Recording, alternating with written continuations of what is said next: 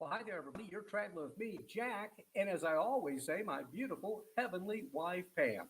Now, we're doing something a little new on the channel. This is going to be a little live broadcast. Now, generally, if you come to our channel, you're going to see some what I think are pretty decent little travel videos, restaurant reviews, and of course, we've also got our grief support videos that I do because, of course, as I mentioned, Pam, she's up in heaven these days. Now, if you tuned in and you saw the little headline, I think it said, "Will electric cars be the future?" Let me go ahead and first of all tell you this is not a political talk that we're going to have tonight. This is just more a talk about something that came across my mind today when I was out and about in the community about the issue of electric cars. And of course, everybody is talking more and more now about the need for more electric cars, especially with gas prices through the roof. I think I've seen that the prices around parts of the country are topping $6 a gallon. And yeah, that's a lot of money to fill up the old gas tank. But now the issue of electric cars.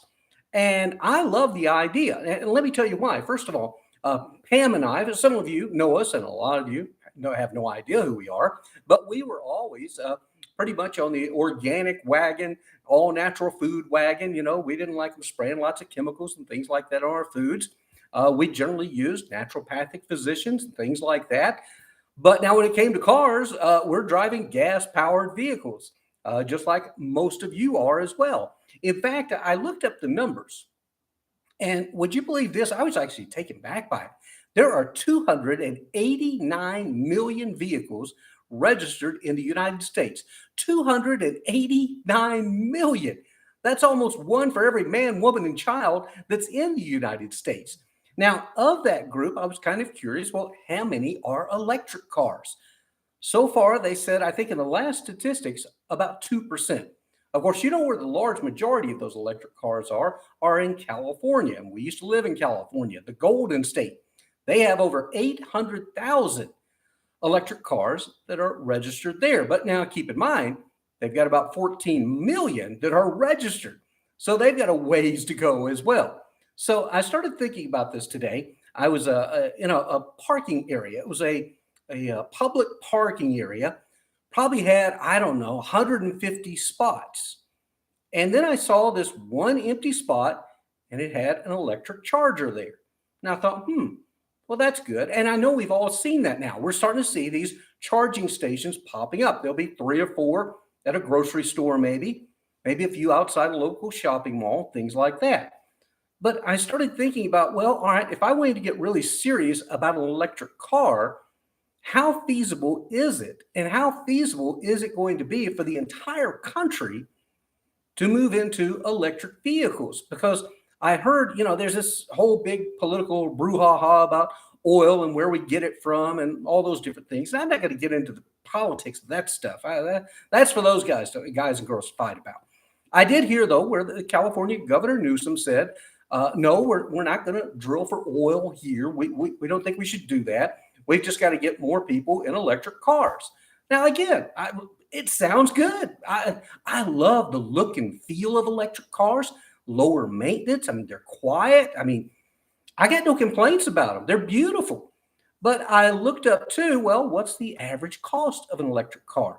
Right now, it says, this is kind of considered a mid-range, is around $57,000. That's one of the figures I saw. Now, I'm sure some of you are going to see different figures here and there, but $57,000 for a car. Now, of course, gas-powered cars, they're ultra expensive as well. Now, I'm one of those people, though, that drives a car until it dies.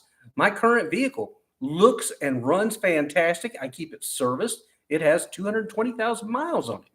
Now, when it eventually dies, I'll probably buy a late model used car again. Now, here's the deal, though. Can I afford an electric car? Well, $57,000. If I continue to follow the plans of Dave Ramsey, who Pam and I followed his plans for years and years, Dave says you save up and you pay cash for a car. $57,000. That's a lot of money to come up with. And used electric vehicles, I don't see a lot of those on the lot as well. So that brings about the problem of, okay, how can people afford the electric cars? And let's talk more middle income to lower income folks. How are they going to afford electric cars? So here's something I want us to I'm putting all this out there just for us to think about. Is the government going to have a buyback program for all the gasoline vehicles? I mean, doesn't that seem like a good place to start? I mean, if we're going to move over to completely all electric cars, well, let's give me an incentive to get out of gasoline powered vehicles or diesel powered vehicles. Okay. So we're going to need a buyback program, I guess. And then we have the problem of, so we have, what I tell you, over 200 million registered vehicles on the roads right now. How do we dispose of 200 million gasoline powered automobiles? Again, these are just things rumbling through my head that I hope people are thinking about when we all say, yeah, let's get electric cars. Let's everybody get electric cars. But I've yet to hear anyone in government give us the plan for how we actually do this. I mean, they keep talking about we're building more electric cars, but let's talk about the affordability. Let's talk about how we dispose of our old cars. And then we get into the issue of the batteries. I don't know a lot about that, but I understand that there's a lot that goes into these batteries. And then to replace them is ultra expensive as well. Now, here's the other thing. Let's get back to my parking lot example of one charging station in the parking lot. I started thinking, well, if we're really serious about going all electric, should we not already have massive construction projects taking place from coast to coast, installing charging stations in parking lots, shopping centers, schools, places of work? This should be happening. And then the question comes about, well, who pays for that? Who's going to pay for all these electric charging stations? And then I get back to, okay, what about all the gas stations and convenience stores and grocery stores that sell gas? How do we convert them over to charging stations? And keep in mind, you're going to need a bunch of charging stations. Now, we got to have more charging stations because, an electric vehicle, I read where Tesla has one that'll go about 350 miles. Well, I'm going to tell you, there were days, Pam and I, when we're out there traveling, we'll drive 550 miles.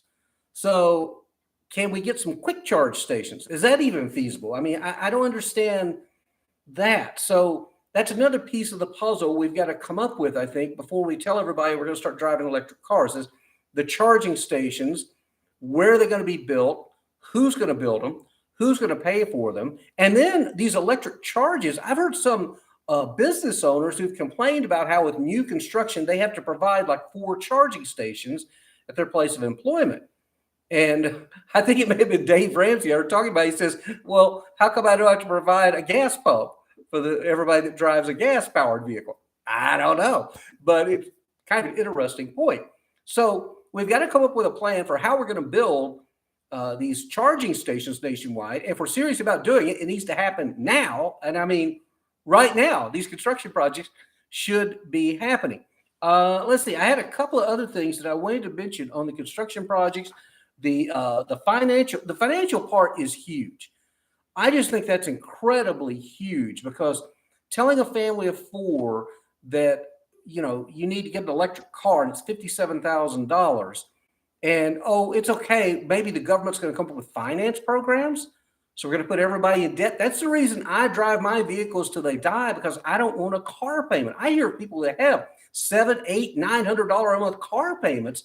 Well, if we start doing that to everyone, what's that going to do to the economy?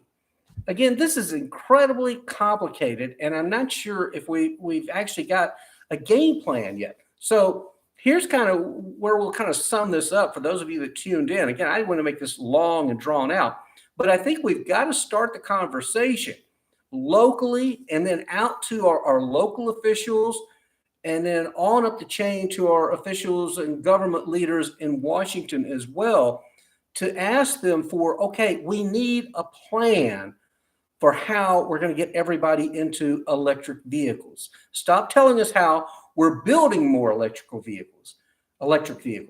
Tell us, how do we get people behind the wheels of these electric vehicles? How do they afford the electric vehicles? How are they going to have charging stations available everywhere that they need them? Because I've also had this image of, okay, we go to all electric, and we're driving across the country. We pull into a Love's Travel Center that's now converted to a Love's electric charge station. How long are the lines going to be? Because these things, unless we get some kind of supercharging thing, you're going to sit there and charge for, I don't know how long it takes to recharge a car, but let's say you had 50 charging stations. So 50 cars have stopped at the Love's Travel Center. We're all hooked up to the chargers. Everybody else is driving through. The cars, they're dying there in the parking lot. I mean, it just seems like mass chaos to me. And then I had a friend of mine talking about, he says, what about if you're on I-80 in California and you're going to Lake Tahoe and one of those snowstorms hits, and then you're trapped on I-80 in the snow and the cold, and your electrical vehicle dies? That means your heat dies. You can freeze to death in the car. Now, eventually you could run out of gas, but gas vehicles will run a lot longer, seeing they're trapped in the snow on I-80. So again, I'm saying I love the idea of electric cars. I hope it can happen. I'd love to have a new Tesla, but I need somebody out there who's at the top of the food chain here to explain to me how I afford it.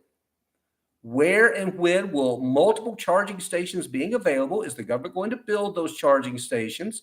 Are we going to convert all the existing gas stations and convenience stores into charging stations? I don't know. It seems really complicated. So I'll be interested to maybe hear some of your comments later on to this little video. Again, this is Traveling with Jack and Pam. And so we were, in fact, talking travel tonight. And hopefully it stirred a little conversation with you as well. Of course, probably there'll be 2 people that watch, and that's about it. But hey, consider the price you paid for this not so entertaining video. Till we see you next time, you know what I always say? Hey, keep subscribing to our channel, though. We really appreciate that. That, of course, is Traveling with Jack and Pam. Also, if you have lost a loved one or just going through any type of loss, I'd invite you to try out my podcast. It's called Love Letters to Pam, The Jack Church Show. You can download it from any of the major podcast providers. So again, the intent here, not a political talk, nothing like that, just a conversation about how practical will it be for all of us to have an electric car? Because I want one, you probably want one, everybody wants one. Just show us the path to getting there, okay? Till we see you next time, have a great day. Better yet, make it a better tomorrow. And bye now, and we'll keep up with the travel videos, although it's going to cost me a little more to make those trips. Keep that in mind, okay? Bye-bye now.